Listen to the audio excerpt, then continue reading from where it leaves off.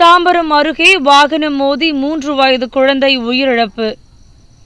சென்னை தாம்பரம் அடுத்த புது பெருங்களத்தூர் மதுரகவி ஆழ்வார் தெருவில் வசிப்பவர் கார்த்திகேயன். இவர் கூலி தொழிலாளி.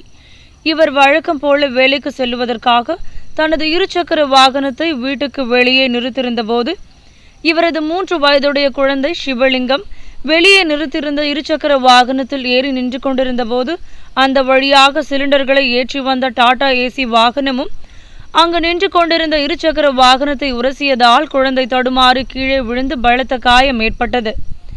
இதை பார்த்த டாடா ஏசி ஓட்டுநர் அங்கிருந்து வேகமாக தப்பிச் சென்றுள்ளார். இந்த நிலையில் அடிப்பட்ட குழந்தையை தாம்பரத்தில் உள்ள தனியார் மருத்துவமனைக்கு சிகிச்சைக்கு கொண்டு சென்றபோது அந்த குழந்தை இறந்து விட்டது என கூறியதால் அப்பகுதியில் பதற்றம் நீடித்தது. இது சம்பந்தமாக தாம்பரம் போக்குவரத்து புலனாய்வு துறையினர் நேரில் வந்து விசாரணை மேற்கொண்டதில் அந்த இளைஞர் பெயர் ரமேஷ் என்பதும் பெருங்களத்தூர் அன்பு நகர் பகுதியை சேர்ந்தது என்பதும் தெரியவந்தது. காவல்துறையினர் வழக்கு பதிவு செய்து விசாரணை மேற்கொண்டுள்ளனர்.